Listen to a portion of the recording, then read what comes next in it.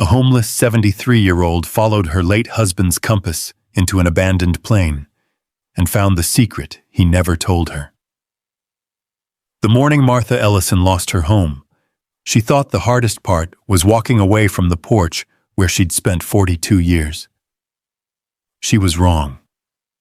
Deep in the Ozarks, a rusting military cargo plane waited beneath tangled trees, hiding footprints, fresh candle wax, and a truth that had been buried for more than 50 years. CTA. What would you have done? Walk away from that plane, or step inside to find out who was still hiding the truth? The knock came before sunrise. 3 hard raps against the front door. Martha Ellison opened her eyes and listened. For a moment, she thought she had dreamed it. The farmhouse was still dark. The old clock in the hallway ticked with the same patient sound it had made for 42 years. Then the knock came again. "Mama?" Her son's voice. Martha pushed back the quilt and sat on the edge of the bed. At 73, she had learned not to rise too quickly. Her knees needed warning, so did her heart. She slipped her feet into worn house shoes and pulled Samuel's old flannel robe around her shoulders. The robe still smelled faintly of cedar from the closet. Or maybe she only imagined that. She walked down the hallway, passing framed school pictures, faded family photographs, and the narrow table where Samuel used to empty his pockets every evening. Keys. Coins. A brass compass. The compass was still there. Martha reached the front door and opened it. Her only son, Russell, stood on the porch beneath the yellow light. He was not alone. A man in a gray coat stood beside him, holding a leather folder. Behind them, at the edge of the gravel drive, a dark sedan waited with its engine running. Martha looked from one face to the other. What happened? Russell removed his cap. He was 51, but in that moment he looked like the nervous boy who used to bring home broken lamps and blame the dog. "We need to talk. Then come inside." The man in the gray coat wiped his shoes carefully before entering. Russell did not. Martha noticed that. She noticed many things. For 38 years, she had taught children how to read, not only words on a page, but pauses, expressions, the things people avoided saying. Russell avoided looking at the family photographs. The man opened his folder at the kitchen table. Martha remained standing. "Mrs. Ellison," he began, "my name is Leonard Shaw. I represent Baxter County Lending and Recovery. I've never borrowed money from Baxter County Lending." "No, ma'am. The loans were issued through Ellison Agricultural Holdings." Martha turned toward Russell. His face had gone pale. "What is Ellison Agricultural Holdings?" Russell rubbed both hands over his knees. "Mama, please sit down. I asked you a question. It was a company I started. With whose land?" Silence. The clock in the hallway ticked. Once, twice. Russell finally looked up. The farm was used as collateral. Martha stared at him. She did not understand the sentence at first. The words were simple. She had taught each one to children. Farm. Used. Collateral. But together, they seemed to belong to someone else's life. Leonard slid several documents across the table. There were multiple notices sent regarding default. I never received them. Russell spoke quickly. "I handled the mail for the business." "This is not a business address," Martha said. "This is my home." The man in the gray coat lowered his eyes. That frightened her more than if he had argued. Martha pulled out a chair and sat. She read every page. Slowly. Carefully. Her name appeared beside signatures that looked like hers but were not. The farmhouse had been transferred into a family trust 3 years earlier. Russell had been named administrator. A series of loans followed, then missed payments, then penalties, then foreclosure. At the bottom of the final document was a date. Today. The property has already been sold, Leonard said quietly. Possession transfers at noon. Martha looked toward the window. Beyond the glass, the first weak line of dawn had appeared over the fields, the same fields Samuel had plowed, the same fields where Martha had buried 3 dogs, 2 barn cats, and a box of letters from students who had written to her after graduation. Sold. The word entered her like cold water. How much do I owe? Russell leaned forward. Mama, it's not that simple. How much? More than the property brought. She studied her son's face.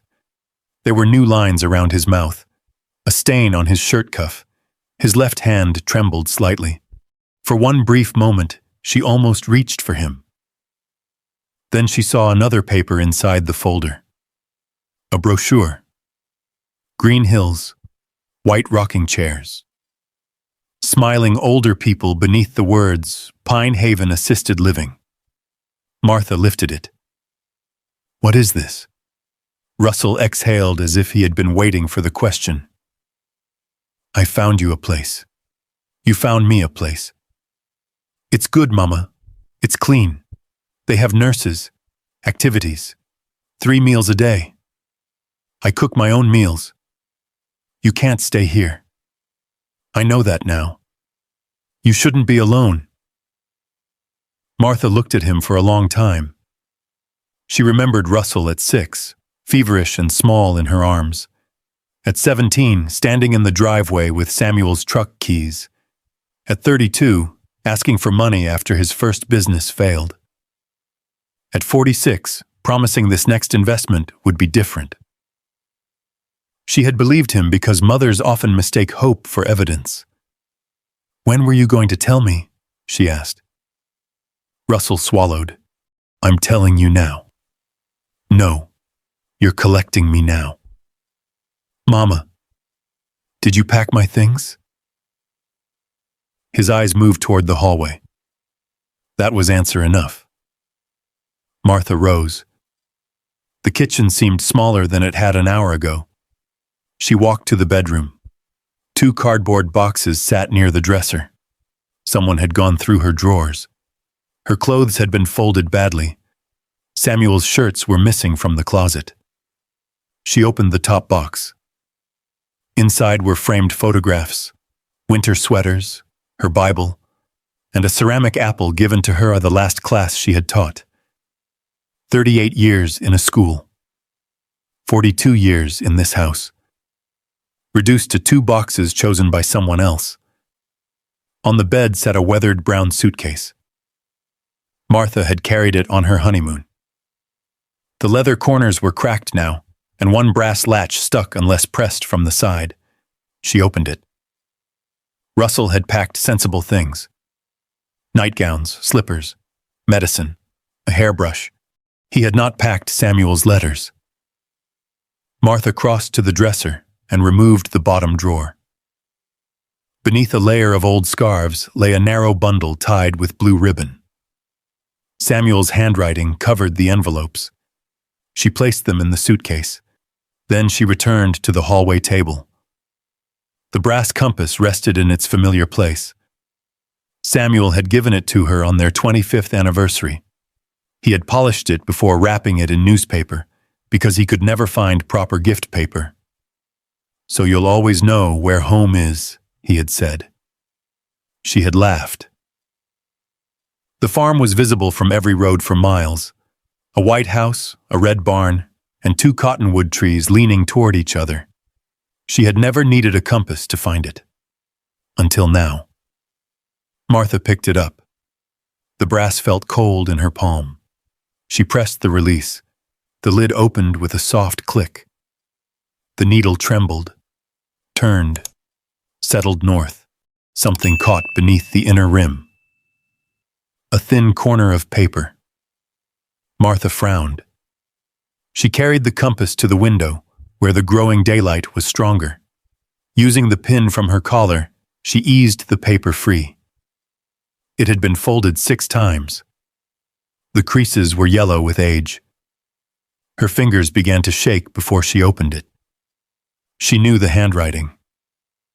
Samuel's capital W leaned too far forward. His lowercase t crossed high. He had written thousands of grocery lists, birthday cards, repair notes, and apologies in that same steady hand. There were only 6 words. When you're truly alone, follow north. Martha read them again and again. Behind her, Russell called from the kitchen. "Mama, the car will be here soon." She folded the paper along its old creases. Samuel had been dead 11 years. 11 years, and somehow he had left her a sentence for this exact morning. Not comfort, not goodbye. A direction. Martha closed the compass and slipped it into her coat pocket. She returned to the bedroom, removed the sensible clothes Russell had packed, and replaced them with what she chose herself. 2 dresses, warm socks, a raincoat, Samuel's letters, a small sewing kit, a flashlight. She added a loaf of bread from the kitchen, a jar of peanut butter, and the pocket knife Samuel had kept in the junk drawer. Russell watched her. "What are you doing?" "Packing." "For Pine Haven?" "No." His face tightened. "Where are you going?" Martha fastened the stubborn latch on the suitcase. "I haven't decided." "You don't have money?" "I have some." "You can't just wander off." Martha put on her coat. For the first time that morning, Russell sounded afraid. Not ashamed. Afraid. Perhaps because he had expected tears or pleading. Perhaps because he had already arranged the ending and had not considered that she might refuse to stand where he placed her. "Mama, be reasonable." She looked at him. "I was reasonable when you asked me to sign papers you said were for taxes." Russell's mouth opened. Nothing came out. "I was reasonable when you needed money." "Mama, I was reasonable every time you said not to worry." She lifted the suitcase. It was heavier than she expected, but she did not set it down. Leonard Shaw stood near the front door. He stepped aside. Outside, dawn had spread across the fields. The farmhouse looked unchanged. White siding, sagging porch, smoke stain above the chimney. For one painful second, Martha wanted to run back inside and lock every door. But the papers on the kitchen table would still exist. So would the signatures. So would noon. She walked down the porch steps. Russell followed. "At least let me drive you somewhere." "No. You can't walk to town with that suitcase." "I'm not going to town." He stopped. Martha crossed the gravel drive and reached the county road. North lay beyond the old grain elevator, where the pavement narrowed and the wooded hills rose in the distance. The Ozarks. Samuel had spent years surveying logging routes there after leaving the service. He used to tell her about roads swallowed by vines and bridges hidden beneath moss. Forgotten roads, he called them. Roads that still went somewhere, even after people stopped using them. Martha took the compass from her pocket. The needle pointed past the fields, past the town, toward the dark line of the hills. Behind her, Russell called her name. She did not turn around. The suitcase wheels bumped over the uneven shoulder. The sun had not yet cleared the trees when Martha Ellison left the only home she had known for 42 years. She had no map, no destination, Only Samuel's letters, 6 impossible words, and a brass needle pointing north. By noon, the farmhouse was gone from sight. Martha had followed the county road past the grain elevator, the shuttered feed store, and the last row of mailboxes at the edge of town. After that, the pavement narrowed. Fences disappeared. The hills rose higher. She walked until the suitcase wheels began to drag in the gravel. The road curved beneath tall oaks and hickories. Their branches crowded out the sky. Summer heat settled beneath them, damp and heavy. Martha stopped near a dry creek bed and opened the compass. The needle trembled, then settled. North. Always north. She drank from the small bottle she had filled at home and ate one slice of bread with peanut butter. She made herself chew slowly. Samuel used to say panic wasted more strength than walking. She could almost hear him saying it now. By late afternoon, the county road became a logging road. There was no sign. Only 2 deep tracks disappearing between the trees. Martha stood at the entrance for several minutes. She remembered Samuel describing roads like this, old timber routes, used for a few seasons, then abandoned when the crews moved deeper into the hills. Roads swallowed by vines. Roads erased from maps. The compass pointed directly between the tracks. Martha tightened her grip on the suitcase handle and stepped into the woods. The wheels lasted less than half a mile. One struck a buried stone and twisted sideways with a sharp crack. Martha stared down at it. Well, she said to no one, that seems about right. She tried dragging the suitcase, but the broken wheel dug into the earth. At last, she lifted it. The weight pulled at her shoulder. Every few hundred yards, she had to stop and rest. By evening, her hands were blistered. The light had begun to fade when she found a shallow hollow beneath a limestone ledge. It was not much of a shelter, but the rock blocked the wind, and the ground beneath it was mostly dry. She spread her raincoat under herself and used the suitcase as a pillow. The forest changed after dark. During the day, it had been green and quiet. At night, it became crowded with sound. Insects whined, leaves shifted, something small scratched near the creek bed. Farther away, a branch snapped. Martha held Samuel's pocket knife in one hand and the compass in the other. She did not sleep. Not truly. She drifted in and out of memories. Samuel standing on the porch, cleaning mud from his boots. Samuel bent over a map at the kitchen table.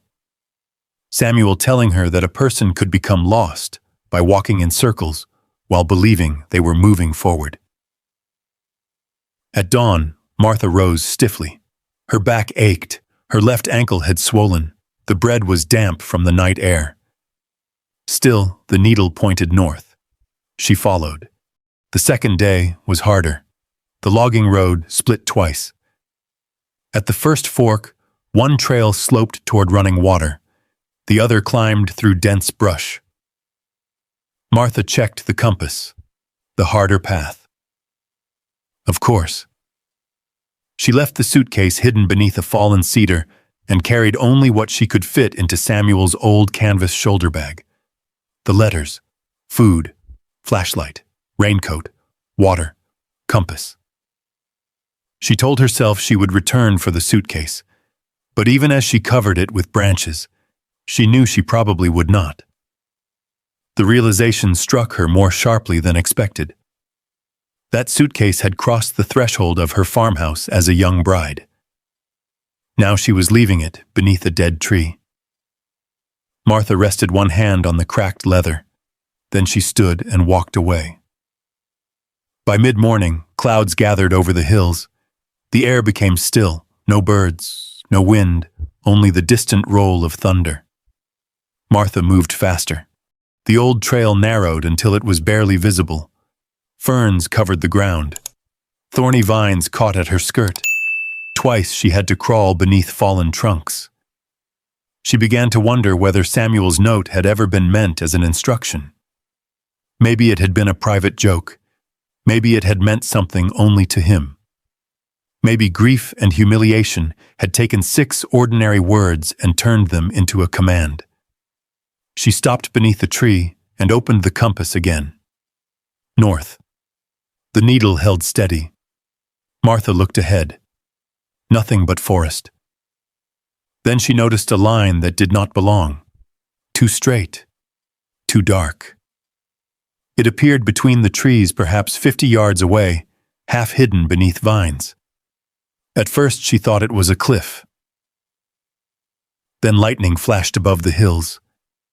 For one brief second, the shape became clear. Metal. Martha pushed through the brush. The ground dipped sharply. Branches scraped her face and arms. Rain began to fall in heavy drops. Then the trees opened. A military cargo plane lay in the ravine. It was enormous. The broken nose pointed downward into the earth. One wing had collapsed beneath a grove of young trees. The other stretched across the slope, covered in moss and creeping vines. Faded lettering marked the side of the fuselage, though rust had eaten through most of it. The tail rose above the brush like the fin of some buried animal. Martha stood motionless. The plane looked as if it had fallen out of the sky and been forgotten before she was born. Samuel had never mentioned a crashed aircraft. Not once. Thunder cracked overhead. Martha looked for an opening. The rear cargo door had been torn partly away.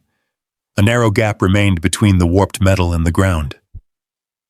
She climbed through just as the rain came hard.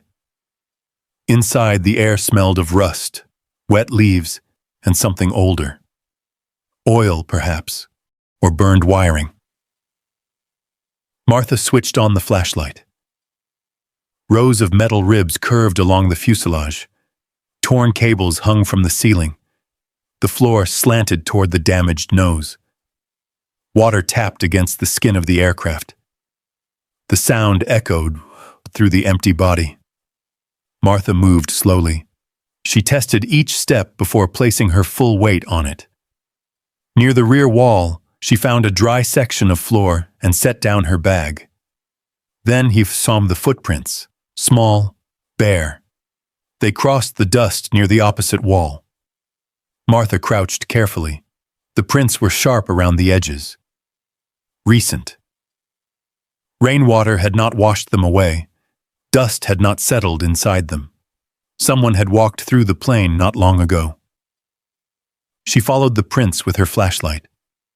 They ended near a row of rusted cargo hooks. Beside them stood a short candle fixed to the floor with melted wax. The wick was black. The wax beneath it was pale and clean. Fresh. Martha straightened. The plane no longer felt empty. Hello? Her voice traveled down the fuselage. No answer. She waited. Only rain. Martha picked up Samuel's pocket knife. I'm not here to hurt anyone. The words sounded thin inside the metal shell. She moved deeper into the aircraft. The cockpit door was gone. Beyond it, shattered instrument panels leaned at odd angles. Ferns had grown through a crack in the windshield. Nothing moved. Martha returned to the cargo area. The bare footprints bothered her. So did the candle. She began looking more carefully. A folded blanket was wedged behind a damaged seat frame. A tin cup sat upside down beneath it. Near the wall, she found 3 blackberry stems tied together with blue thread. Not debris. Belongings. Someone lived here. Martha thought of turning back. But the storm had flooded the trail. Darkness would come soon. Her ankle throbbed with each step. She had nowhere else to go. She sat against the wall and listened. Hours passed. The rain softened. Water dripped steadily through a hole in the roof. Martha ate the last of the bread and opened one of Samuel's letters, though there was not enough light to read it. She knew the words anyway. Most were ordinary. He had written about weather, repairs, and what he missed while away.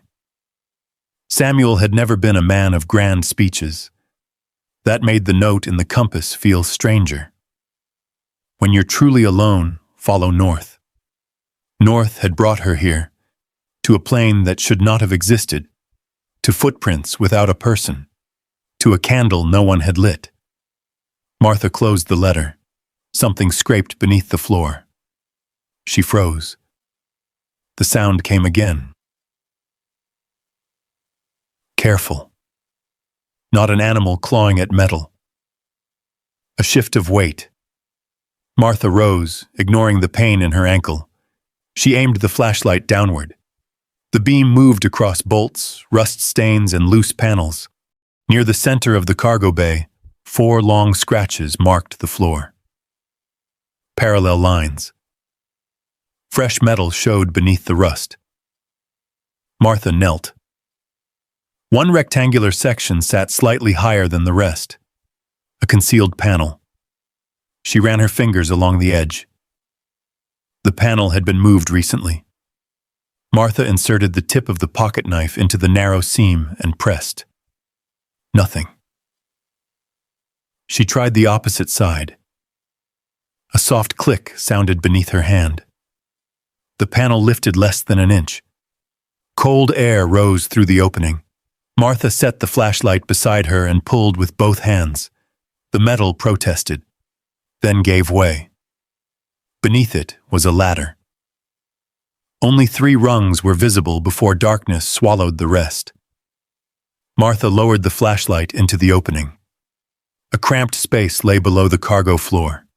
Blankets, tin cans, a small kerosene lantern, a mattress made from folded coats. On the far side, someone moved. A shadow crossed the beam. Martha drew back. Wait.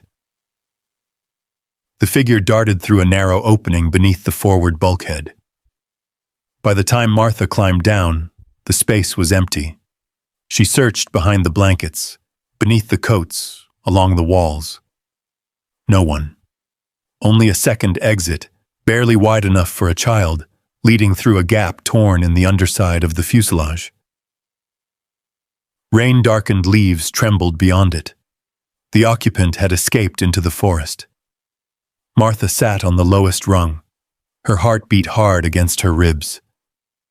Beside the mattress lay a cloth-bound notebook. The cover was stained and softened from use. Martha hesitated before opening it. The first page held a drawing in black pencil. A house. Tall windows. A narrow chimney. No door. She turned the page. Another house. Different roof, different yard. No door. Page after page showed the same unsettling absence. Homes with curtains. Homes with fences. Homes with smoke rising from chimneys. Not one had an entrance. Near the back of the notebook, the drawings changed. A forest appeared, then a ravine, then the outline of a plain beneath the trees. On the final page, someone had drawn the cargo floor. A dark square marked the hidden panel. Below it stood 2 figures, one small, one tall. The tall figure wore a long coat and held something round in one hand.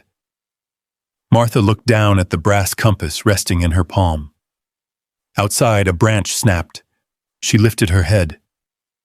Someone was watching the plane. Martha stayed still. The notebook rested open across her knees. The flashlight lay beside her, its beam cutting through the dim space beneath the cargo floor. Outside, the rain had nearly stopped. Water dripped from leaves. A low branch shifted, then went still. Martha closed the notebook and placed one hand over the compass. "Whoever you are," she called, "I'm not going to chase you." No answer. She waited. I'm too tired for that anyway. The words disappeared into the wet forest. For several minutes, nothing moved. Then a small stone rolled beneath the plane. Martha saw a pale face appear beyond the narrow opening. Only for a second. Dark eyes. Wet hair. A sharp, frightened expression. Then it vanished. Martha did not follow. She climbed out of the hidden compartment and returned to the main cargo bay. Her ankle had stiffened. Every step sent a dull ache up her leg. She gathered the blanket she had found behind the broken seat and spread it near the open floor panel. Then she placed the notebook beside it. In plain sight. She took the last half of her water bottle and set that beside the notebook too. Afterward, she moved to the opposite end of the plane, far enough to show she understood distance, near enough to see the opening. She sat against the wall and waited. The storm passed. Late afternoon light filtered through the torn metal skin of the aircraft. Thin golden lines crossed the dust. Martha watched them slowly shift. She had spent most of her life waiting for children to speak. Some needed encouragement. Some needed silence. The frightened ones needed both. A soft scrape came from beneath the floor. Martha kept her eyes on Samuel's letter in her hands. The paper trembled slightly in the breeze. Another scrape. Then the faint sound of breathing. Martha did not look up. She heard bare feet on the metal ladder. A small figure climbed into the cargo bay. The child moved carefully. Martha saw her only from the corner of her eye. A girl, thin, perhaps 11 or 12. She wore a man's brown jacket several sizes too large and a faded green dress beneath it. Her dark hair had been cut unevenly near the shoulders. Mud covered her bare feet. The girl crossed the floor without making a sound. She picked up the water. Drank.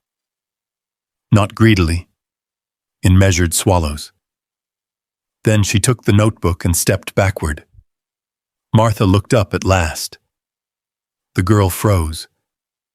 Her face was narrow and pale beneath the dirt. A small scar crossed one eyebrow. Her eyes were not merely afraid. They were watchful, older than the rest of her. That belongs to you, Martha said. The girl held the notebook against her chest. Martha nodded toward the water bottle. So does that now. The girl glanced toward the broken cargo door. You can leave if you need to, Martha said. I won't stop you. The girl did not move. Martha folded Samuel's letter. My name is Martha. Silence. I used to teach school. The girl's expression changed almost imperceptibly. Not trust. Recognition, perhaps. Martha continued. 3rd grade for 12 years, 4th grade for 9. The rest wherever they needed me. The girl looked at the compass in Martha's lap. Martha noticed. You drew this, she said. The girl's grip tightened on the notebook. Martha touched the compass gently. It belonged to my husband. The girl's eyes flicked toward the hidden floor panel, then back to Martha. You knew I was coming? It was the first thing she said. Her voice was rough from disuse. Martha did not answer too quickly. No. The girl studied her face. You're in the picture. I saw that. You had the round thing, the compass. The girl stepped closer. Only one pace. My grandpa said somebody would come with it. Martha felt the air change between them, not because of the words alone, because the girl seemed frightened that she had said them. Your grandfather knew this compass? The girl backed away at once. I didn't say that. You did? No. The notebook bent beneath her fingers. Martha lowered her voice. All right. The girl stared at her. You don't believe me. I believe you're scared. I'm not. Martha looked at the girl's bare feet, the oversized jacket, the exit she kept checking every few seconds. No, Martha said gently. Of course not. For the first time, the girl looked almost offended. That was useful.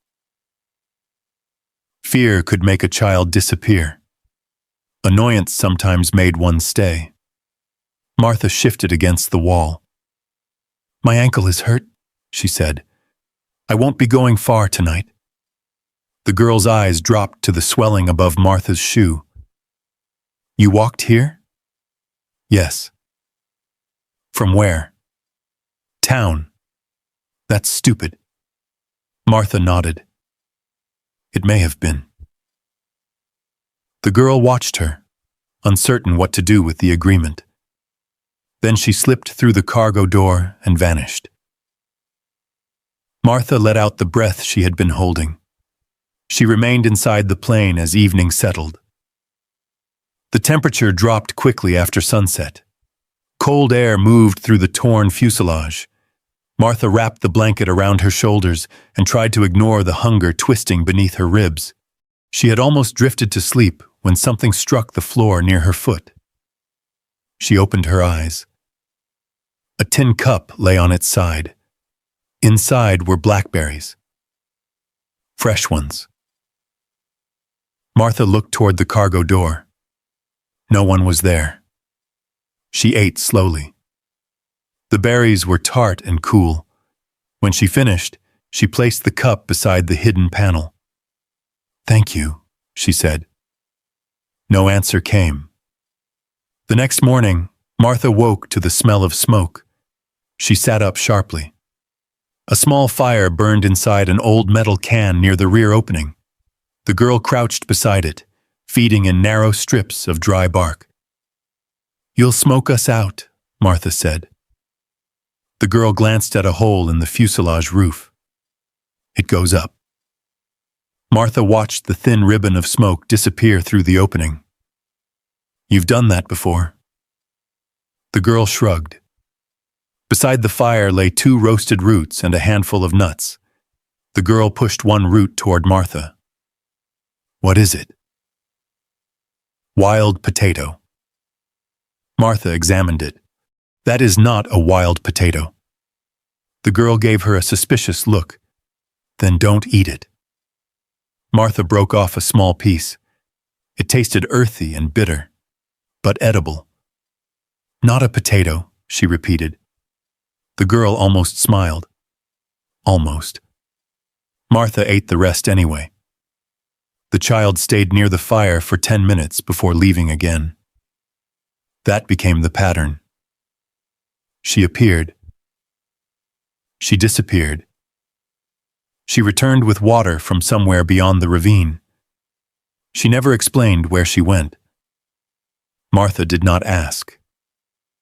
Instead, she watched. The girl moved through the wreck without hesitation.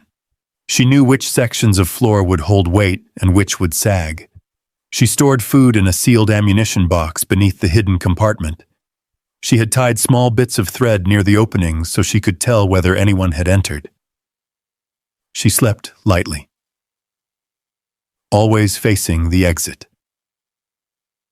On the second evening, Martha found the notebook beside the mattress again.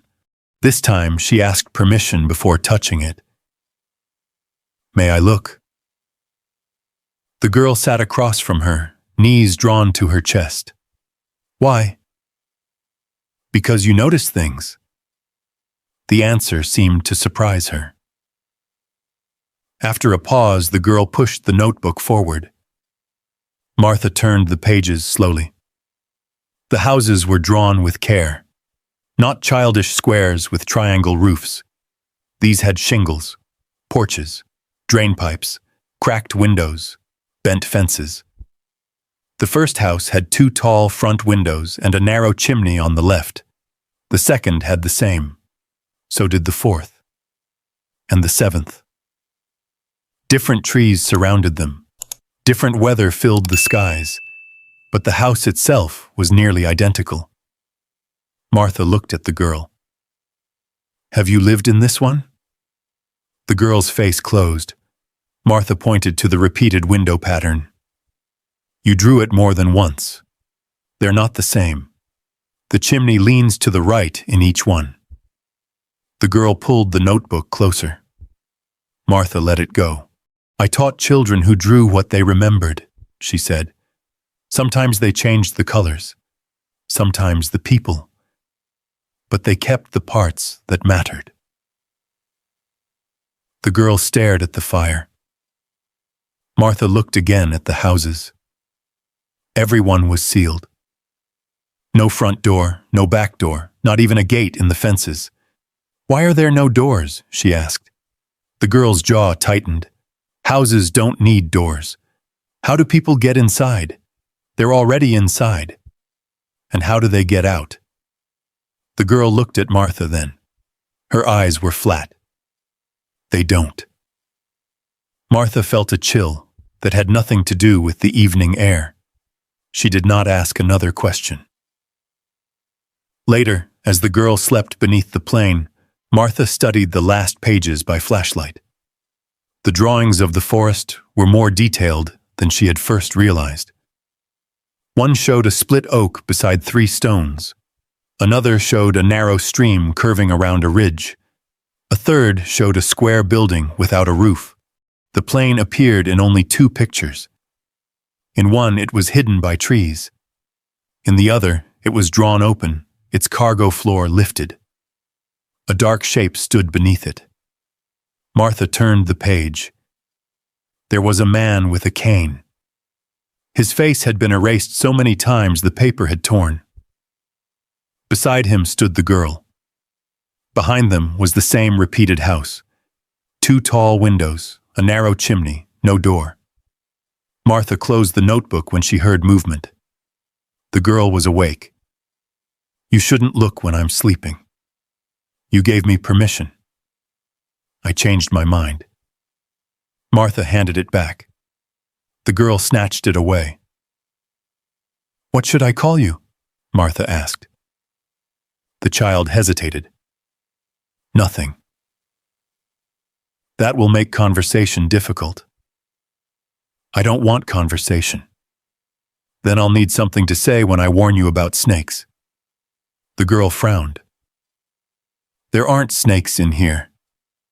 There was one beneath the broken wing this morning." The girl's eyes widened. Martha allowed herself a small smile. After a long silence, the girl said, "Lark, is that your name?" "It's what I said." Martha nodded. "Lark, then." The girl looked toward the compass again. Martha noticed that too. "You said your grandfather expected someone with this." Lark rose immediately. "I said I didn't." "You did." "I was wrong." "About what?" "All of it." She moved toward the opening. Martha did not try to stop her. "Lark." The girl paused. Martha held up the notebook. "You drew this plane before I arrived." Lark turned slowly. Martha continued. "You drew the hidden panel. You drew a person holding the compass. You knew someone might come." Lark's face had gone pale. "I draw things." "You draw things you remember." "No." "Then things you were told." Lark's eyes moved toward the forest. Martha followed her gaze. Beyond the torn cargo door, the woods stood still beneath the morning light. "You're not hiding here by accident," Martha said. Lark backed away. "And you're not only hiding from someone." The girl's breathing quickened. Martha kept her voice calm. "You're waiting for something." Lark slipped through the opening and ran. This time Martha stood. She moved to the cargo door and watched the brown jacket disappear between the trees. She did not follow. Not yet. Instead, she returned to the hidden compartment. Lark had taken the notebook, but beneath the mattress, one loose sheet remained. A drawing. Martha lifted it carefully. It showed the same square building without a roof. A path led from the plane to its broken doorway. Above the building, in uneven handwriting, Lark had written 2 words. He kept them. Martha stared at the sentence, then at the forest beyond the opening. Lark was frightened. She was alone. And whatever she believed she was protecting had begun long before Martha entered the plane. Martha turned the loose page over. The back was blank. She held it beneath the beam of her flashlight anyway, hoping pressure from the pencil might have left another clue. Nothing appeared except the faint texture of worn paper. She folded the drawing carefully and slipped it inside one of Samuel's old letters. Not to hide it, to keep it dry. Outside, morning settled quietly over the ravine. Sunlight reached through the trees in narrow columns, turning the drops of rain on every leaf into tiny points of light.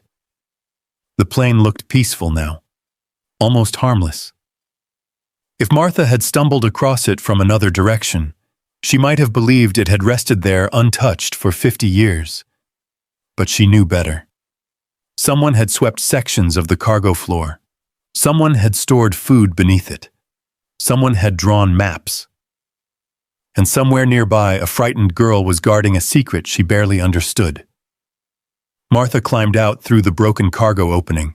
Her ankle protested immediately. She leaned against the fuselage and studied the ravine. There, near a cluster of moss-covered stones, bare footprints. They were lighter than yesterday's because the ground had begun to dry, but they were still easy to follow if a person looked carefully. Most people, she thought, walked while looking ahead. Teachers learned to look down. Children left stories behind them. Broken crayons, scuffed shoes, dropped lunch money. Lark left footprints. Martha followed them only a short distance before stopping. She had no intention of cornering the girl. Trust did not survive pursuit. Instead, she looked for something else. Patterns. The footprints always avoided open ground. They stayed close to fallen logs and heavy brush. Not random, deliberate. Lark had learned to disappear. Martha returned to the plane before noon. She found the compass exactly where she had left it. The brass had warmed in the sunlight. Again she opened it. Again the needle settled north. Only now she noticed something she had missed before. The compass did not point along the length of the ravine. It pointed through the plain, not toward the forest beyond it, directly through the aircraft itself. She frowned.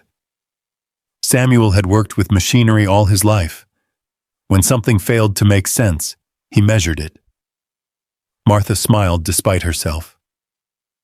You always did like making me think. She stepped outside and chose 2 straight branches. Using one, she marked the exact direction of north from the compass. Using the second, she continued the line across the forest floor. The imaginary path crossed the middle of the cargo bay. Not the cockpit, not the tail, the center. She climbed back inside. The hidden compartment lay beneath that section, but Samuel's note had not said, "Go below." It had simply said to follow north. There had to be more. She spent the next hour studying the floor. Every bolt, every seam, every repaired section. Nothing. By afternoon, Lark returned carrying a small bundle wrapped in cloth. She stopped the moment she saw the branches Martha had placed on the floor. What are those? I'm measuring. Why? I'm trying to understand something. Lark looked uneasy. You shouldn't move things. I'll put them back. You don't know which things matter. Martha met the girl's eyes. Then perhaps you could tell me. Lark shook her head. I can't. She knelt beside the hidden panel and began sorting blackberries into old glass jars. Martha noticed she counted them. 1, 2, 3. She made neat rows. Even the jars faced the same direction. Habits. People always revealed themselves through habits. You've been here a long time, Martha said. Lark shrugged. I don't know. You know where every board creaks. Silence. You know where to find water. Still silence. You know this plane better than I know my own kitchen. Lark stopped counting. My grandpa knew it. Past tense. Martha caught it immediately. Did he teach you? Lark looked down. A little. Before Martha could ask another question, Lark stood abruptly. The berries. What about them? They'll spoil. She carried 2 jars below the floor and disappeared into the hidden compartment. When she returned, the conversation was over. That evening, Lark vanished before sunset. Martha pretended not to notice. Instead, she waited. An hour passed, then another. Finally, curiosity outweighed caution. She took the compass, slipped Samuel's pocket knife into her coat pocket, and quietly stepped outside. The forest had begun turning gold beneath the lowering sun. Martha found the first footprint almost immediately. Lark was careful, but not invisible. Broken fern stems, fresh mud on a stone. A twig bent downward. The trail climbed out of the ravine.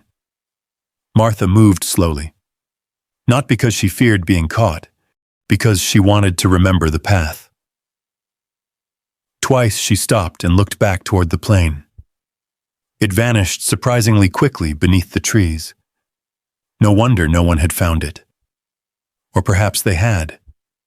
Perhaps they simply hadn't known what they were seeing. The trail continued for nearly 40 minutes before the woods began to thin. Martha smelled old smoke. Not fresh. Ancient. Then she saw the building, or what remained of it. Stone steps. Half a chimney. Collapsed walls swallowed by vines. A weather-beaten wooden sign lay face down beneath a cedar. Martha brushed away years of leaves. The faded letters slowly emerged. Ozark District Ranger Station. The roof had long since fallen in. Young maple trees now grew where an office had once stood. Martha stepped carefully through the ruins. Nature had reclaimed almost everything. Almost. Against one surviving wall stood a metal filing cabinet. Rust had eaten through the bottom drawers.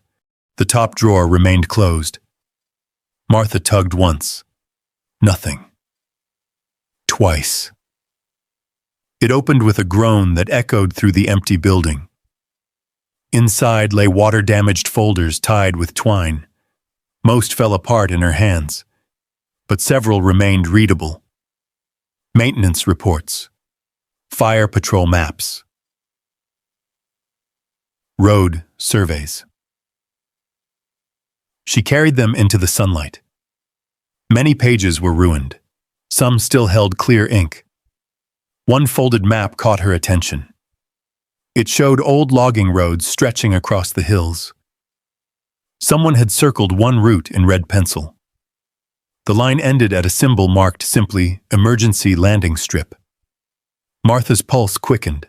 She looked toward the direction of the plane. The strip wasn't far. She searched deeper inside the cabinet. Another folder contained aircraft maintenance records. The paper was brittle but intact. The heading read, Military Transport Inspection. Several pages listed serial numbers, engine repairs, fuel capacities.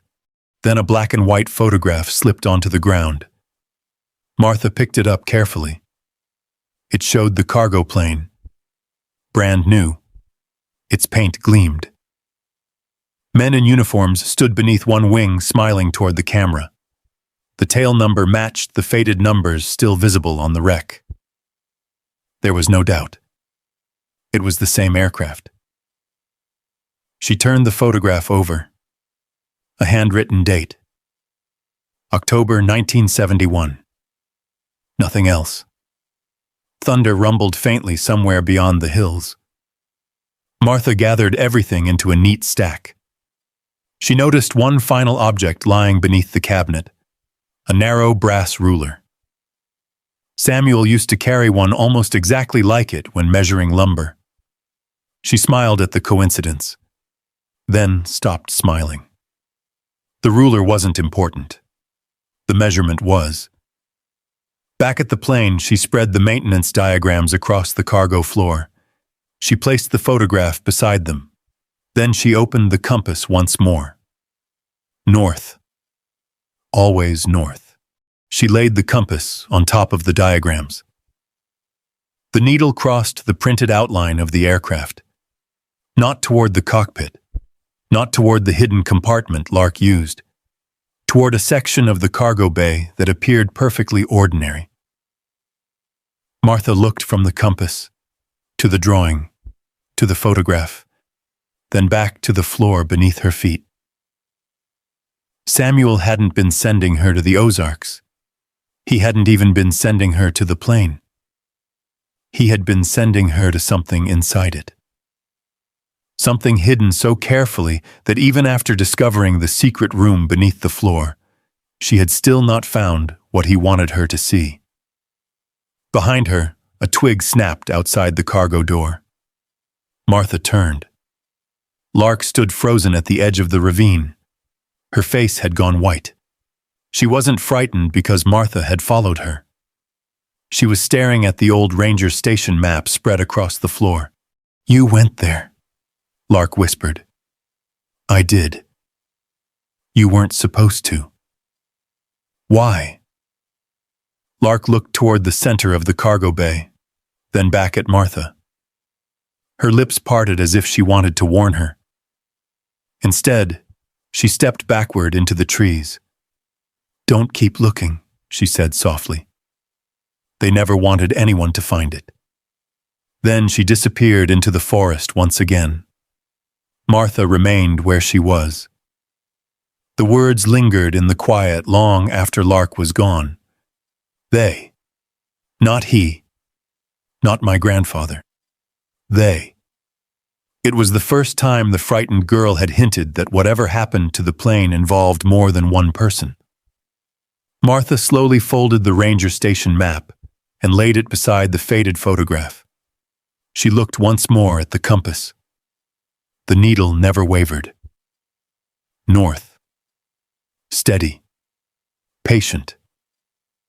It seemed almost impossible that 6 handwritten words from a man who had been gone 11 years had carried her to this exact place. But they had. The hidden room beneath the cargo floor had not been the destination. It was only the beginning. She knelt near the center of the cargo bay. The maintenance diagram from the ranger station showed measurements between the cargo hooks, support ribs, and interior walls. Martha spread the brittle page flat. Then she began comparing it to the aircraft itself. She counted each rib from the rear cargo opening. 1, 2, 3. She stopped at the 10th. According to the diagram, the distance between the 10th and 11th ribs should have measured exactly 48 inches. She used the old brass ruler from the ranger station. Too short. She found 2 straight branches outside and tied them together with thread pulled from her sewing kit. It was crude, but it would serve. She measured again. 54 inches. 6 inches longer than the blueprint. Martha frowned. Old aircraft could warp. Metal shifted. But structural ribs did not simply move apart. Something had been altered. She checked the opposite wall. The measurements matched perfectly. Only the center section was different. She studied the rivets. Most were covered with rust, the color of dried blood. A small cluster near the middle looked newer. Not new, simply newer. Different oxidation, different spacing. Someone had replaced them years after the plane had been built. She traced one finger along the wall. The sound changed. A dull echo became solid, then hollow again. She tapped lightly with Samuel's pocket knife. Metal answered with 3 different notes. Solid. Solid. Empty. "There you are," she whispered. The hidden space wasn't beneath the floor. It was inside the wall. Martha searched every inch until her fingers brushed a shallow indentation, almost invisible beneath layers of corrosion. No larger than a shirt button, too perfect to be accidental. She pressed. Nothing happened. She pushed harder. Still nothing. She stopped herself. Samuel had always warned against forcing machinery. If something was built with care, he liked to say, it usually opens with thought before strength. Martha sat back. She looked again at the maintenance diagram, then at the old photograph. The crew members stood beneath the aircraft before its final flight. One mechanic rested his arm casually against the very section of wall Martha had been examining. His elbow covered something. A narrow, vertical strip, almost hidden. Martha walked to the same place inside the plane. She ran both hands downward. Halfway to the floor, she felt it. A seam, thin as a pencil line, hidden beneath paint. She pressed along it slowly. Near the bottom, something clicked. The sound was almost too soft to hear. The wall shifted outward less than half an inch. Cold air escaped. Martha slipped her fingers into the opening and pulled. The entire section swung toward her like a narrow door. Behind it lay a sealed compartment barely 2 feet deep. Dust filled the air. No one had opened it for decades. Inside rested 3 canvas document bags, a small wooden box, several waterproof cylinders, and a leather journal wrapped carefully in oilcloth. Martha's heart pounded. She lifted the journal first. The leather cracked gently as she opened it. The first page bore a name written in dark blue ink. Captain Daniel Mercer. Flight Commander. Beneath it appeared a date. October 14th, 1971. Martha sat on the cargo floor. Outside, the forest had become strangely quiet. She began reading. The early entries were ordinary. Maintenance delays, weather reports, crew assignments, nothing unusual. But after several pages, the tone changed.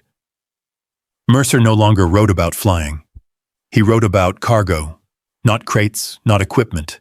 Records, legal files, boxes of deeds, military correspondence, property transfers involving veterans returning from service. Many pages referred to conversations Mercer believed should never have happened. He described men arguing behind closed doors, documents disappearing. Families losing land after signatures had somehow changed. One sentence had been underlined twice. Someone is stealing more than property. They are erasing people. Martha felt a chill.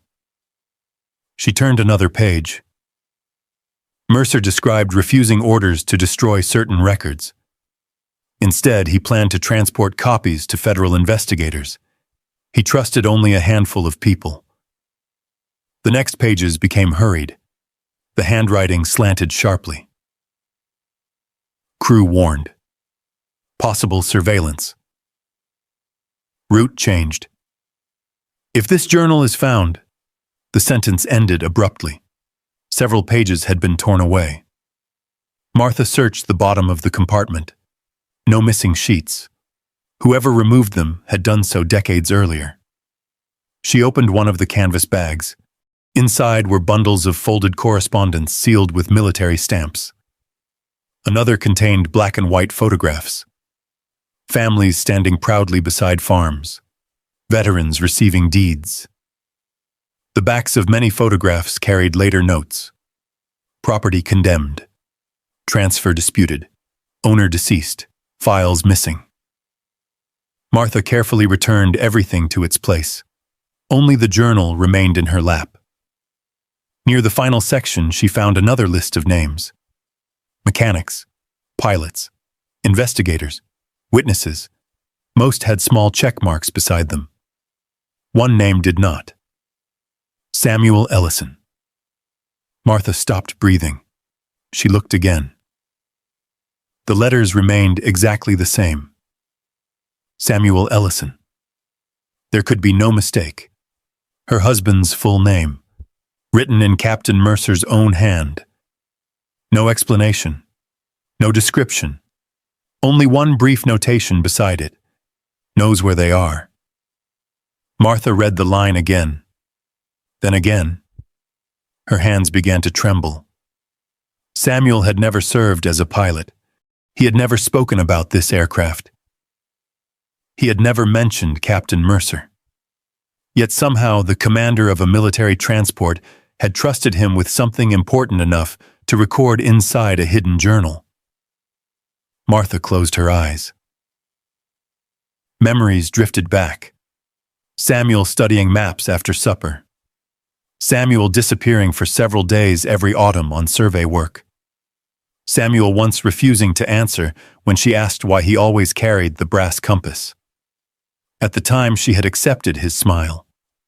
Now, every forgotten moment returned carrying new weight. She heard footsteps outside. Quick. Light. Lark. The girl climbed into the cargo bay and immediately noticed the open compartment. Her face lost every trace of color. You opened it. I did. You weren't supposed to. I don't think anyone was. Lark looked toward the journal. You found his book. You know who wrote it? The girl hesitated. My grandpa talked about a captain. Captain Mercer? She nodded, almost imperceptibly. He said the captain kept writing even when everybody else wanted to quit. Martha studied her carefully. Your grandfather read this journal? I don't know. You just called it his book. Lark wrapped both arms around herself. I wasn't supposed to say anything. You've heard these names before. Silence. The captain. Another silence. And Samuel Ellison. Lark's eyes widened. You know that name? The girl looked frightened by her own reaction. She backed toward the cargo opening. My grandpa said... She stopped. What did he say? He said if anybody ever came carrying the compass. Her voice broke. Martha waited. Then maybe the truth wasn't buried anymore. Lark ran before Martha could ask another question. The journal remained open on her lap. Samuel's name stared back at her from the yellowed page. Outside, the evening breeze moved softly through the trees surrounding the forgotten plain. For the first time since leaving her farmhouse, Martha understood that Samuel had not sent her north simply to survive. He had sent her toward a secret he had carried for more than 50 years, and she had only just uncovered its first layer. The light faded slowly inside the cargo plane. Martha remained seated beside the hidden compartment, Captain Daniel Mercer's journal resting carefully across her lap. She looked once more at Samuel's name, not imagined, not mistaken. Written by another man's hand more than half a century earlier. Knows where they are. The words echoed through her mind. Where they are, not where it is. Plural. More than one thing had been hidden. More than one truth.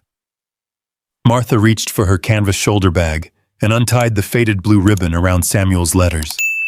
She had carried them for years without reading most of them. After he died, they had become too painful. Now they were evidence. She spread them across the cargo floor with the same care she had once used arranging spelling tests on a classroom desk. The oldest letters had yellowed with age. The ink had faded to soft brown. She opened one written during the autumn of 1971. Samuel had been away for several days. She remembered the trip only vaguely.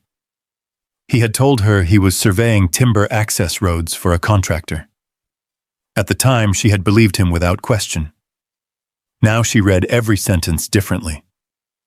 The letter spoke about cold mornings, long hikes, and sleeping in borrowed cabins. Nothing unusual. Until she noticed a single line squeezed into the bottom margin. Some roads should disappear until the right people come looking. She frowned. Years ago, she had thought it was one of Samuel's poetic moods. Now it sounded deliberate. She opened another letter. This one had been mailed 2 weeks later. Again, ordinary things filled most of the page. He asked about the furnace, wondered whether the hens had started laying again, reminded her to cover the roses before the first frost. Then, almost as an afterthought, he wrote, "If I ever tell you to trust a compass instead of a map, promise you'll laugh first." Martha closed her eyes. She remembered laughing. She remembered teasing him for saying such a strange thing. He had laughed too. But now she realized something she had missed all those years ago. Samuel hadn't laughed because the idea was ridiculous. He had laughed because he hoped she would never need to understand it. She placed the letter beside Mercer's journal. The handwriting was unmistakable. Both men formed capital letters with the same military precision. Dates matched, locations matched, references to logging roads matched. She began making notes on the back of an empty envelope.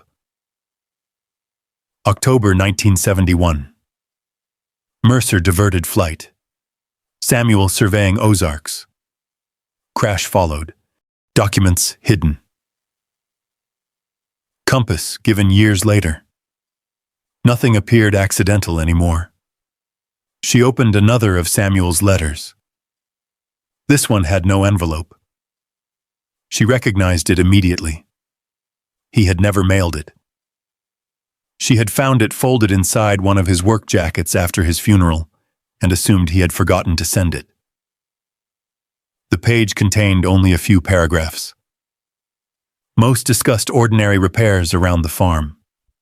Then came a sentence she had never fully understood.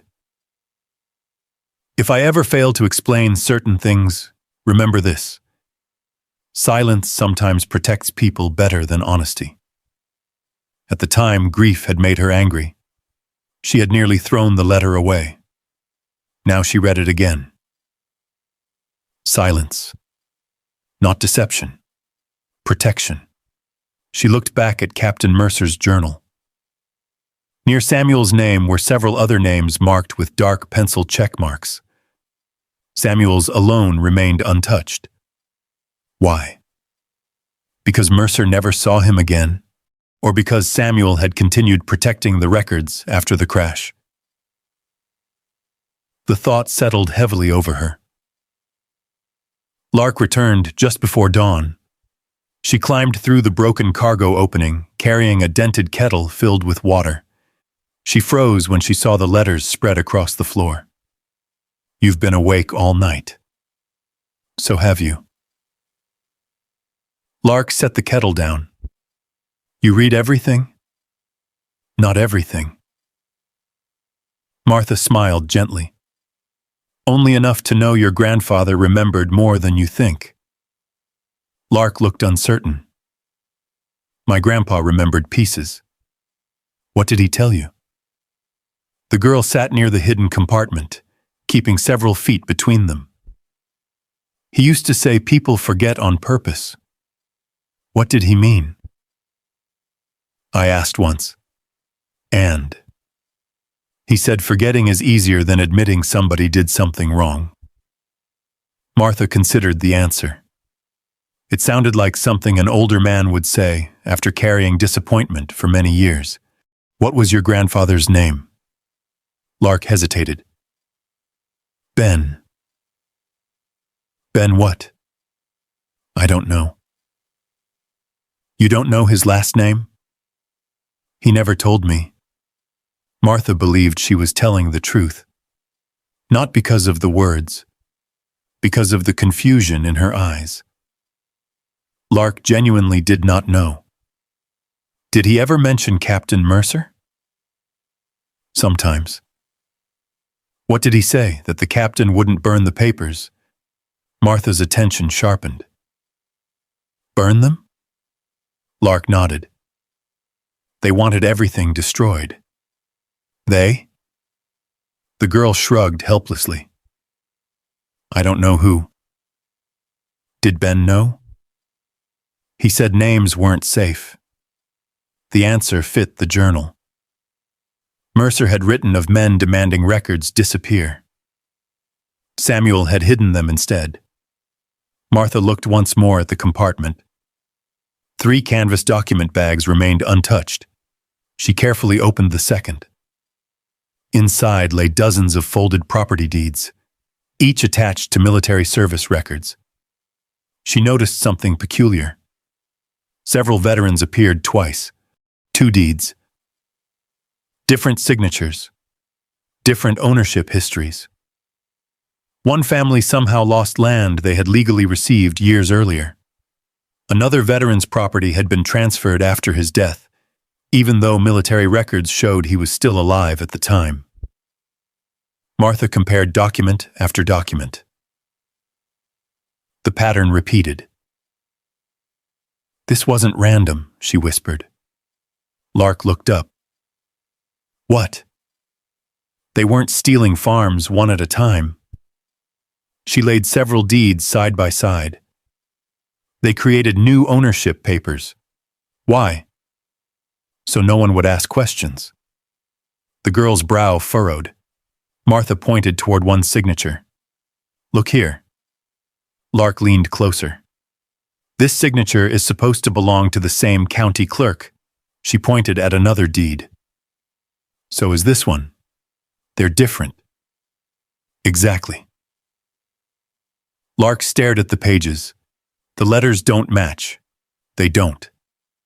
The M is bigger, and the loops on the Y are wrong. Lark looked surprised. You can see that? I spent almost 40 years reading children's handwriting. A faint smile touched Lark's face. It helps. For the first time since they had met, the distance between them felt smaller. Not gone, only smaller. Martha returned to the journal. Near the back, she found a folded sheet tucked inside the binding. It had escaped her the night before. She unfolded it carefully. It was not a letter. It was a hand-drawn map. The crash site occupied the center. The ranger station appeared to the east. Several old logging roads crossed the page. One location had been marked with a tiny compass rose. Beside it, Mercer had written, S.E. understands. Martha stared at the initials. S.E. Samuel Ellison. No longer a coincidence. Proof. Captain Mercer had entrusted Samuel with something after the crash.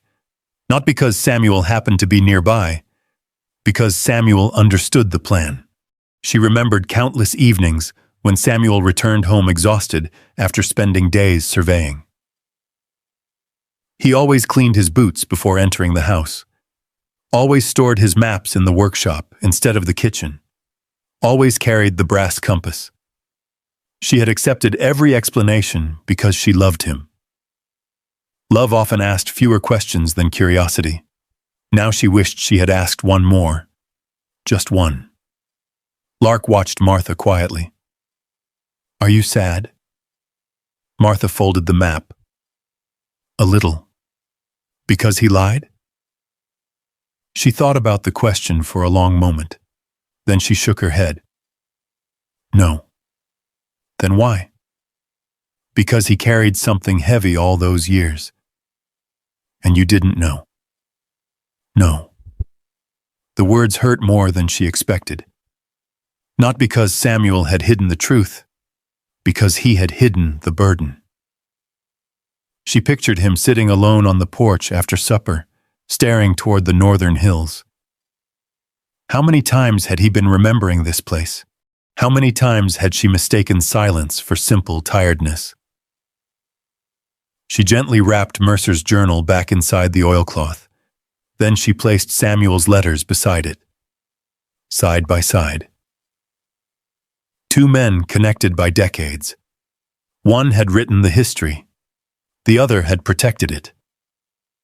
Martha looked toward the broken cargo door, where morning sunlight spilled into the aircraft. The compass rested beside her hand. It had done exactly what Samuel intended. Not merely leading her north, leading her to the truth. And now she understood something else. Samuel had not hidden the note because he expected her to solve an old mystery. He had hidden it because he feared someone might someday try to erase her future the same way others had erased the past. He had trusted that when she reached this place, she would know what to do next. Martha sat quietly for a long time after the thought settled in her mind. Outside, the forest carried on as though nothing had changed. A woodpecker hammered somewhere beyond the ravine. A breeze moved through the young maples growing around the broken wing. The old cargo plane creaked softly as the morning warmed its rusted frame. But inside the aircraft, everything felt different. Samuel's silence was no longer an empty space. It had become a trail. One she had followed all the way here. Lark sat cross-legged near the hidden compartment, carefully repairing one corner of her notebook with a strip of cloth. Neither of them spoke. The quiet was comfortable now, not empty. Martha folded Captain Mercer's map and slipped it back inside the journal. Then she repacked every document exactly as she had found it. If someone else comes, she said softly, they shouldn't know we've been through these.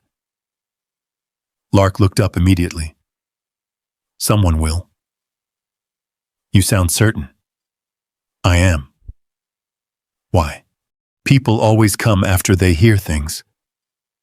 What things? The plane. Martha frowned. No one knows it's here. Lark didn't answer. Instead, she climbed through the cargo opening and pointed toward the ridge above the ravine. Martha joined her. The morning air smelled of damp leaves and pine. Lark crouched behind a fallen oak and motioned toward the distant hillside. At first, Martha saw nothing. Then sunlight flashed, a brief glimmer, like light striking glass. She narrowed her eyes. Another flash. Binoculars. Someone stood far above the ravine, too distant to identify. Watching. The figure disappeared behind the trees. Martha's pulse quickened. Have you seen them before? Lark nodded. Different people. How often? Sometimes weeks apart. And they never come down here. They look. They leave. Martha studied the ridge. If they've only been watching. They're waiting. For what? Lark's voice became almost a whisper. For somebody to find what they're looking for. Martha looked back toward the plane. Until now, she had assumed the crash site had simply been forgotten. Now she realized something else.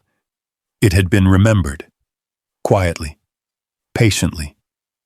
By people who didn't yet know exactly where to search.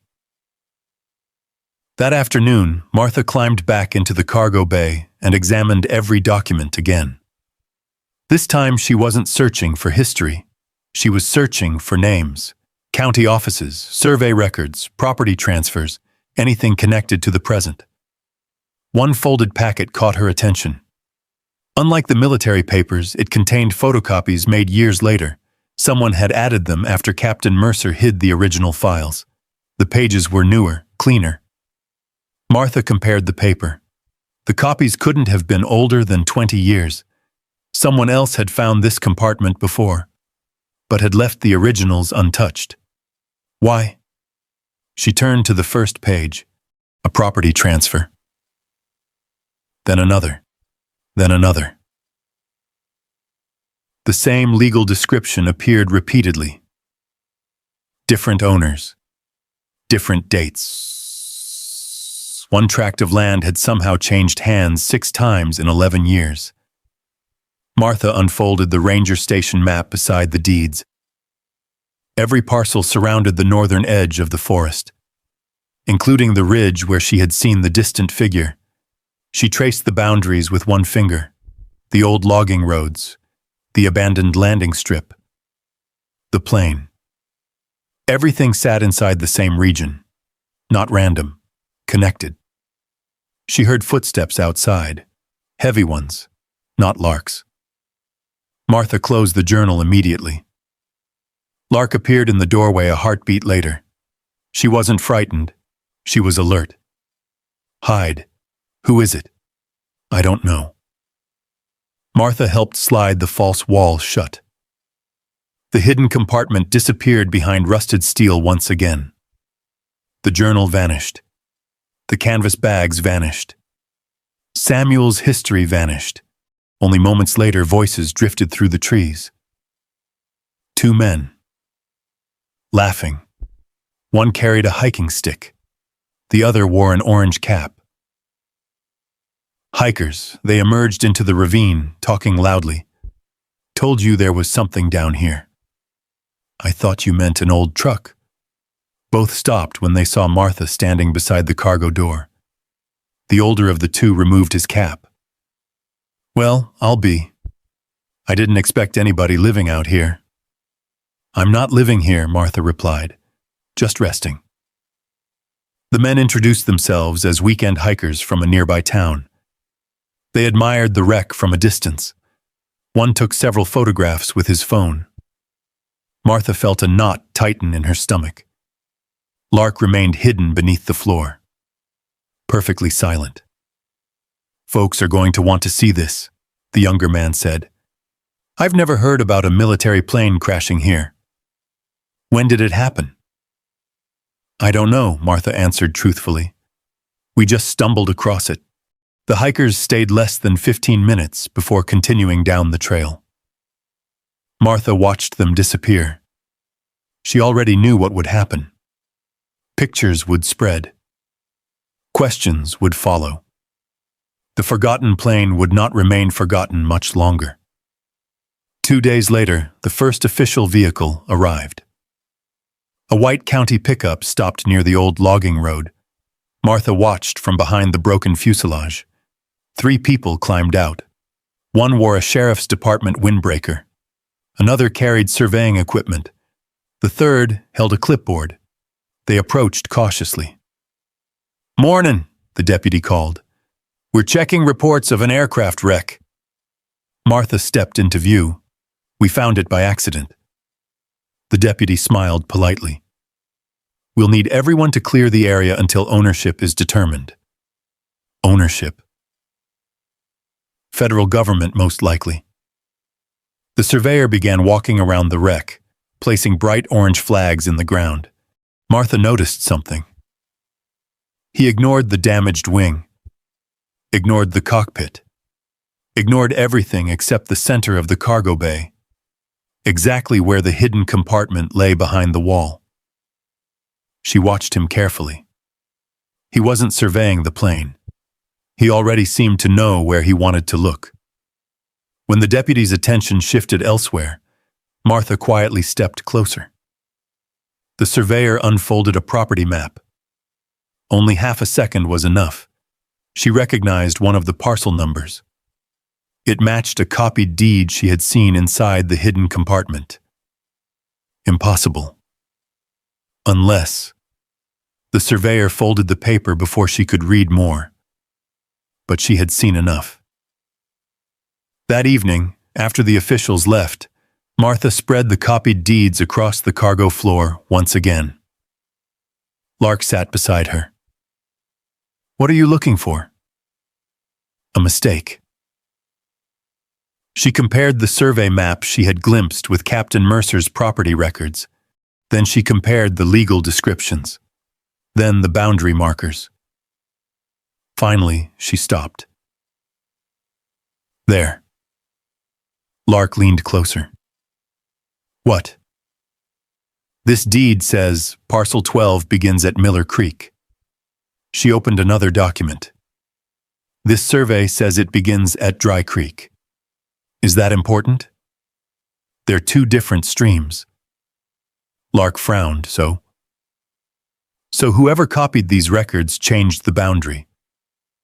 She unfolded a third document. And when they changed the boundary, her finger moved across the map. The land containing the crash site no longer belonged to the veteran who originally owned it. Silence filled the cargo bay. Martha reached for another file, then another. The same alteration appeared again. Different names, same trick. Small changes, almost invisible, enough to steal land one piece at a time. She looked at Lark. This never stopped. What didn't? The fraud. She spoke the word quietly. It didn't end after the crash. Lark stared at the papers. They kept doing it. Yes. For all these years? Martha nodded. Outside, the distant sound of another vehicle echoed through the hills. This time there were several engines. She climbed quickly to the cargo opening. A convoy of trucks crawled along the old logging road. County vehicles. A black SUV. Two pickups marked with the logo of a private development company, and one familiar blue sedan. Russell stepped out before the vehicles had fully stopped. He looked older than when she had left home, more tired. His eyes searched the clearing until they found her. "Mama." His voice carried across the ravine. Relief, regret, fear. Behind him, a man in an expensive jacket unfolded architectural drawings while speaking with the county officials. Martha didn't recognize him, but she recognized the expression. The same confidence Leonard Shaw had worn in her kitchen. The confidence of someone who believed the paperwork already guaranteed the outcome. Martha's gaze shifted to the developer's map. Red boundary lines crossed the forest. The abandoned plane sat directly inside the proposed project. Whatever these people wanted, they had come far too quickly, and they had come prepared. Martha remained inside the shadow of the cargo plane until the last truck disappeared behind the trees. Only then did she allow herself to breathe. The forest had changed. Not the trees, not the ravine, the feeling. For several days, the plane had belonged to silence. Now it belonged to time. She no longer wondered if someone would come. She wondered how long she had before they came back. Lark climbed quietly from beneath the hidden floor. "They'll keep returning." "I know. They always do." Martha looked toward the narrow road where the convoy had vanished. The surveyor wasn't interested in the wreck. Lark nodded. "He never is." "You've seen him before?" "Not him." "Others?" "They look at the same places." Martha glanced toward the sealed compartment hidden behind the false wall. "No." She spoke almost to herself. "They're not looking for the plane." She lowered herself onto the cargo floor and spread Captain Mercer's journal, the copied deeds, and the ranger station map in front of her. She forced herself to ignore the growing pressure outside. Pressure made people hurry. Hurrying made them miss details. Instead, She returned to the habit that had shaped nearly 4 decades in a classroom. Observe. Compare. Question. Only then decide. She opened Mercer's journal again. This time she ignored Samuel's name. She read every page surrounding it, every margin, every crossed-out sentence, every tiny notation Mercer had squeezed into the edges of the paper. Near the back of the journal, one sentence caught her attention. Passenger accounted for. Name removed. Keep child unseen. Martha stopped. She read it again. Passenger accounted for. Name removed. Keep child unseen. Her pulse quickened. A child. Lark looked up. What? Martha turned the journal toward her. Did your grandfather ever talk about a child? Lark frowned. He talked about somebody little. A little. What? I don't know. He never explained. He'd start talking. She paused. Then he'd stop. Martha closed the journal halfway. Captain Mercer had written those words deliberately. Someone had erased the passenger's name. Not forgotten it. Removed it. She reached for the flight paperwork recovered from the hidden compartment. Several pages listed crew members: pilot, co-pilot, engineer, radio operator, cargo officer, no civilians, no children, nothing unusual. She compared the paperwork with the maintenance reports from the ranger station. The aircraft serial number matched. The departure date matched. The destination matched. Only one line differed. The total number of passengers. The maintenance report recorded 6. The official manifest recorded 5. One person had disappeared between the hangar and the paperwork. Not physically. On paper. Martha circled both numbers with Samuel's pencil. Someone rewrote the records. Lark leaned closer. They erased one person. Yes. Why? I don't know yet. Martha gathered every document mentioning the flight. Then she arranged them by date. She had done this countless times helping children organize research projects. Start with facts, never with assumptions.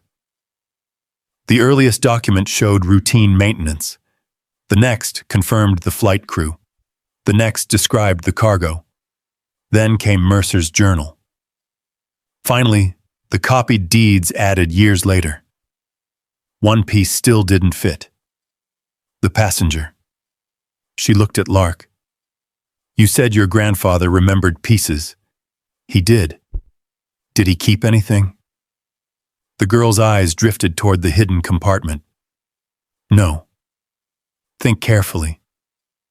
Lark hugged her knees. He kept a tin box. Where? I buried it. Martha looked up immediately. You buried it? Lark nodded. After he died. Why? He said nobody should ever find it. Then why tell me? Lark hesitated for a long moment. Finally she whispered, because you came with the compass. The words settled heavily between them. Martha said nothing. Trust was fragile. Questions asked too quickly could break it. Can you show me? Lark stood. Come. The afternoon sun filtered through the trees as they climbed away from the ravine. This time Lark did not try to hide her path. She walked steadily along a narrow trail, almost invisible beneath years of leaves. Martha noticed landmarks as they passed. A split oak, 3 limestone boulders, a crooked cedar growing from solid rock. She recognized them. The same places appeared in Lark's drawings. After nearly half an hour, they reached a small clearing. At its center stood an enormous white oak. Lightning had split its trunk decades earlier. One half still lived. The other had become hollow. Lark knelt beside a flat stone near the roots. She brushed away leaves, then loose soil. Finally, she uncovered the corner of a rusted tin box. Together, they lifted it free. The lid resisted. Martha used Samuel's pocket knife to pry it open. Inside lay 3 objects: a faded photograph, a cloth pouch, and an old pocket watch that had long since stopped ticking. Martha picked up the photograph first. It showed Captain Mercer standing beside the cargo plane. Several crew members smiled beside him. Near the edge of the picture stood a little boy no older than 8. Someone had tried to scratch him out with a knife. The face was nearly gone, but not completely. Martha held the picture beneath the light. The outline remained, so there was a child. Lark stared at the damaged photograph. "My grandpa. You know that? He showed me once." Martha turned the picture over. On the back, someone had written, "Daniel. Ben, October 1971. Her breath caught. "Ben." Lark looked at her. "My grandpa." Martha nodded slowly. "Yes." She unfolded the cloth pouch. Inside rested a small brass badge shaped like an oak leaf. On the back were 4 engraved words: Ozark Junior Forest Ranger. Beneath them appeared a name: Benjamin Carter. "So that was his last name," Martha whispered. Lark looked stunned. "I never knew." Martha smiled gently. "Now you do." The final object was the pocket watch. Its crystal had cracked years before. Inside the back cover, someone had tucked a tiny folded scrap of paper. Martha unfolded it with trembling fingers. It wasn't a letter. It was a newspaper clipping.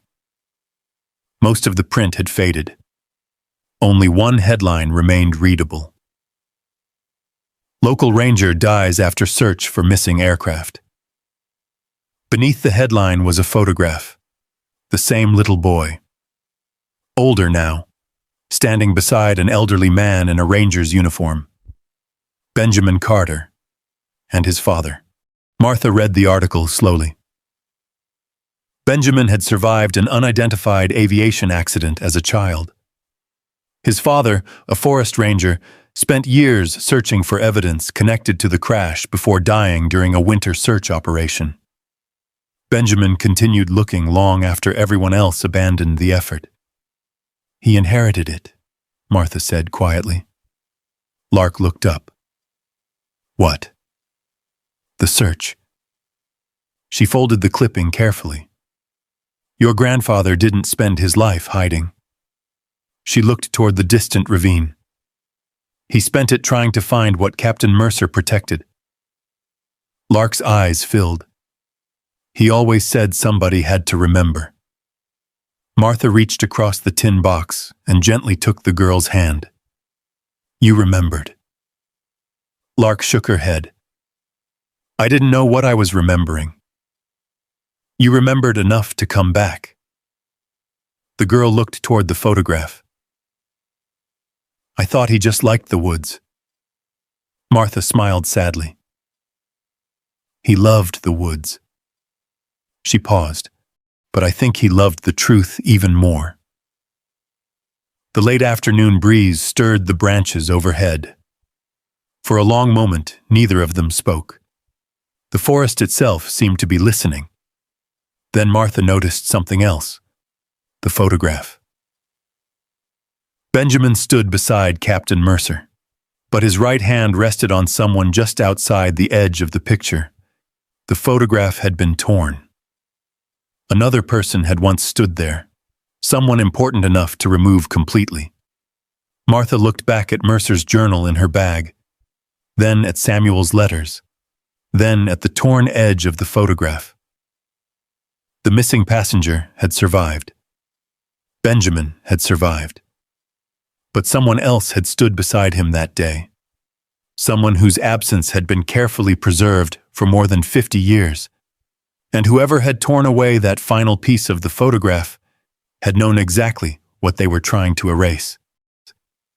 Months later, the old cargo plane no longer disappeared beneath vines and silence.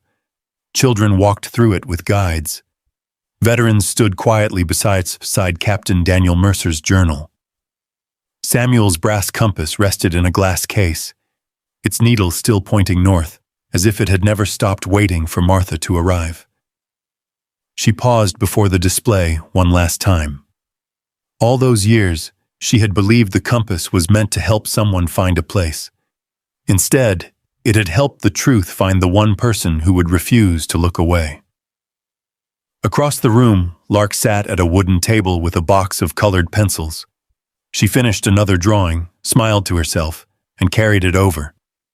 It was a house. The same tall windows, the same narrow chimney. But this time, the front door stood wide open. Martha felt something inside her grow still. She had lost a farmhouse. She had nearly lost her faith in her own family. Yet somehow, by following 6 impossible words, she had uncovered the lives strangers had spent decades trying to protect. Some things survive because they're hidden. Others survive because sooner or later, someone chooses to uncover them with steady hands instead of easy answers. Martha rested her fingertips against the glass beside Samuel's compass, then turned toward Lark and walked through the open museum door into the afternoon light. If someone had left you only 6 words, would you have been brave enough to follow them?